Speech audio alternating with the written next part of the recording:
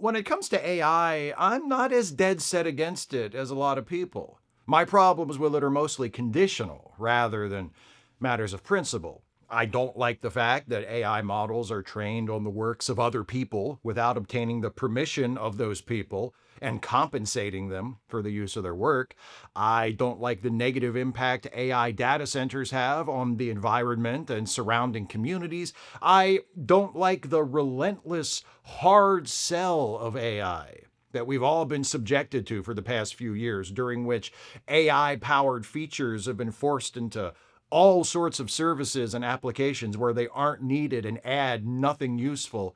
I don't like the fact that AI is being developed and promoted by some of the worst human beings on the planet. And when it comes to the arts, I don't like AI being used to do things that only really have value when human beings do them. There are two upcoming film projects I'm thinking of. The first is an adaptation of the Odyssey, not the one directed by Christopher Nolan, another one called Odysseus the Fall that was made using generative AI. The director, Ash Kusha, made another film earlier this year, also using AI, called Dreams of Violets, about the protests in Iran that took place in January, when millions of Iranians took to the streets to protest their oppressive government, and tens of thousands of them were massacred in those streets by that government.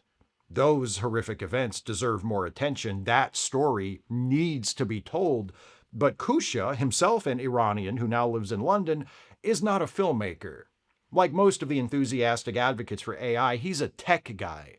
I haven't watched either of Kusha's films, but the glimpses of them I've seen through trailers make them look like movies made by a tech guy. Articles on Odysseus the Fall in The Hollywood Reporter and Variety report that though the film's images are entirely generated by AI tools, Kusha does use the likenesses of actual humans for the characters, humans who have consented to have their likenesses used in the film. And as for the script, well, here's how The Hollywood Reporter puts it, quote, "The script, the images, and the voicing of characters was done by Kusha using human creativity." What a precisely crafted way of putting it. I suspect AI was used extensively in the writing of the film as well, just as I suspect it was used in drafting the copy used to market it.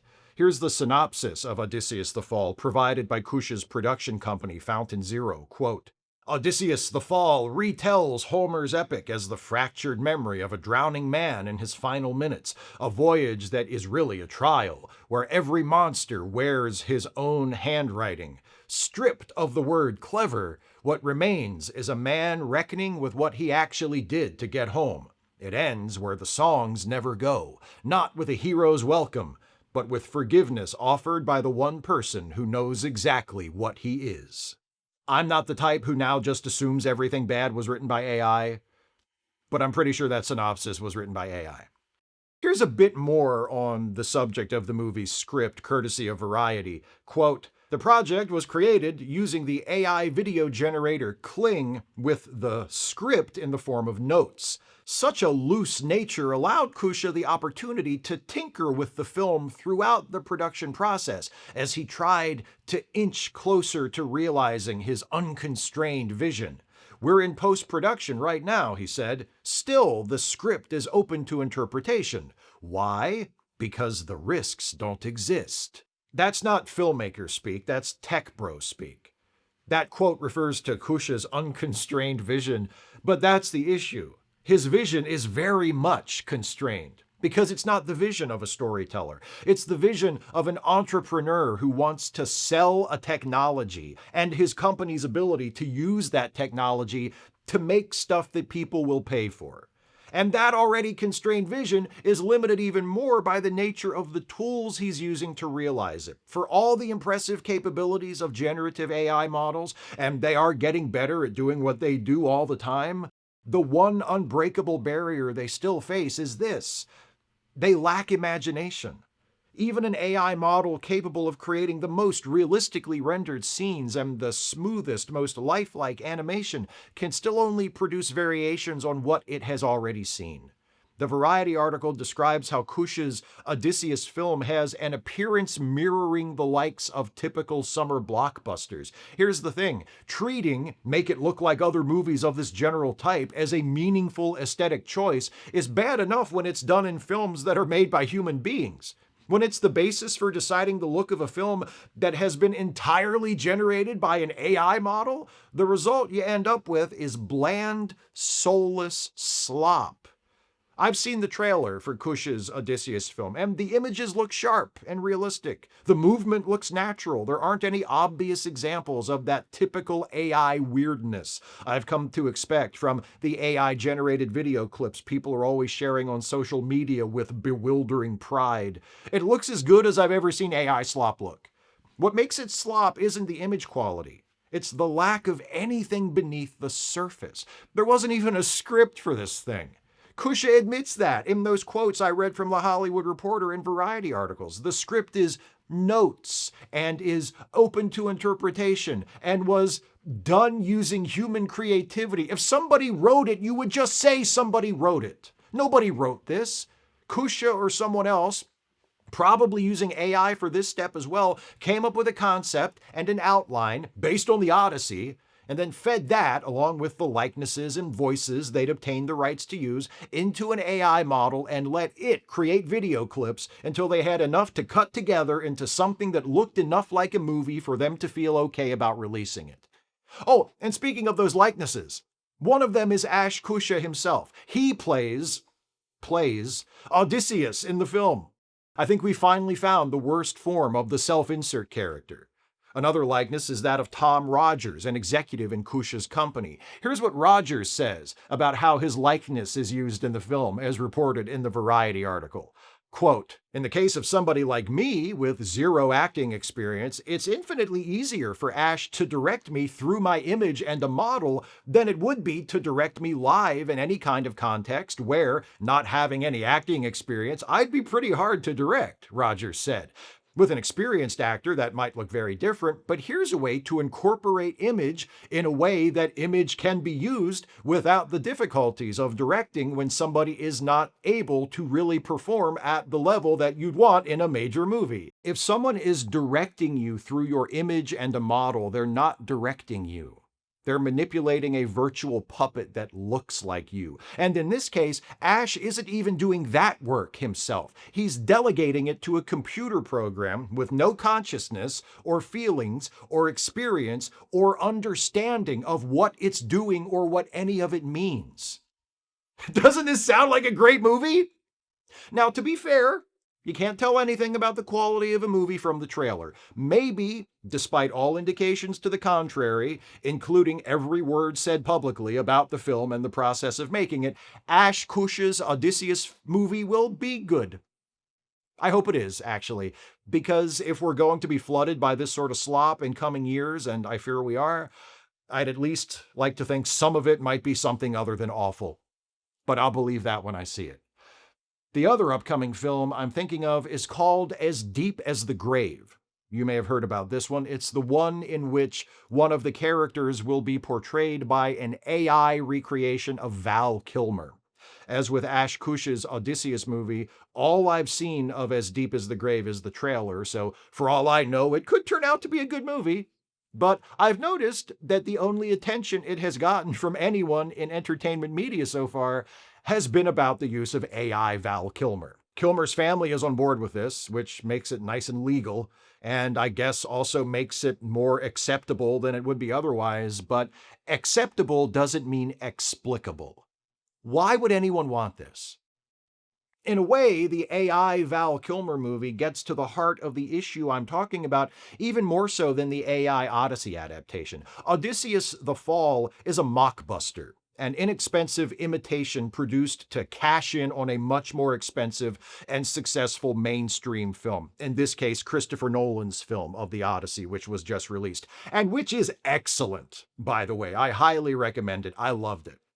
In concept, Odysseus the Fall looks similar to the movies cranked out by low-budget studios like Good Time Entertainment in the 1980s and 90s, and The Asylum more recently. What sets it apart from those other mockbusters is its use of AI, which allows it to be made even more cheaply than classics of the genre like The Da Vinci Treasure, Transmorphers, and Titanic 2. As Deep as the Grave, on the other hand, doesn't belong to an already disreputable subcategory of film. It seems like, a real movie. Except for the fact that one of the characters is going to be portrayed by an AI facsimile of a beloved actor who died last year. So, a movie that might have been fine, maybe even good, or at worst, bad in a conventional sense, instead becomes a freak show. It's not Val Kilmer. It's not his voice. It's a clone of his voice, created from recordings of his actual voice. It's not his face. It's a digital avatar that looks like his face. It's not his performance. Kilmer died before he could shoot any scenes for the film. The character that looks like him will either be entirely the product of a generative AI model or the performance of another actor whose work will then be skinned with this digital look and sound alike. No part of what you see in the movie will be the real Val Kilmer. And again, I ask, why would anyone want this? But I guess that's the problem, really. Regardless of the reason, there are people who do want this, or at least people who are willing to accept it, people who don't care. Eventually, someone will make a movie using generative AI that will break through to a general audience. It most likely won't be either Odysseus the Fall or As Deep as the Grave. The former is a shameless knockoff produced by a tech bro who claims to have been obsessed with the Odyssey his entire life and yet seems to have no substantive thoughts about the story at all. And the latter is an independent film that was destined for obscurity before the inclusion of its AI gimmick and probably still is. But one of these days, probably sooner than later, there will be a movie either produced completely with a generative AI model or featuring a prominent character created using AI, and people will watch it. Not all people, but enough. There's a line in Sunset Boulevard belonging to Joe, William Holden's character, who is a struggling screenwriter. Audiences don't know somebody sits down and writes a picture. They think the actors make it up as they go along. The timeless lament of the unappreciated writer. The problem isn't that the audience thinks the actors make up the words as they go along, although I believe some people still think that today. The problem is many in the audience don't care where the movie came from. That's been the case since long before the advent of AI. To me, and to lots of folks, including I assume most of you, if there's not an artist involved in creating art, I don't see the point. I'm not precious about technique or process. Just recently during a live stream, someone in the chat asked if I would care if the producers of Star Trek went back to using physical models of the ships and motion control photography for special effects shots instead of doing everything with CGI. And I said, no, I wouldn't care. I would have no problem with that at all. It doesn't matter to me how creative things are created, so long as they are the product of the mind and heart and imagination and point of view of a person.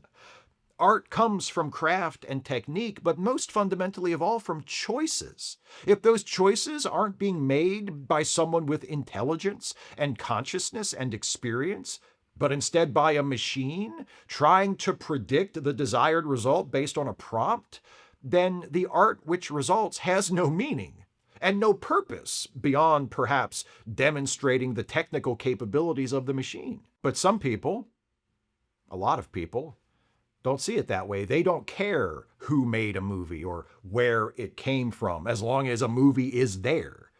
They just want something to entertain them or distract them for a little while. I can't blame them. We can all use a little entertainment and distraction. Eventually, there probably will be AI-generated movies that are entertaining, that touch our emotions, that make us cry or make us laugh. If the thing we're watching was made by other people, then even if we're all watching it separately in our own homes, on our own time, there is still a sense in which we're sharing an experience. If we're laughing at each other. It's not exactly the pinnacle of culture, but it sounds a hell of a lot better than sitting alone watching a movie made by nobody, laughing at nothing.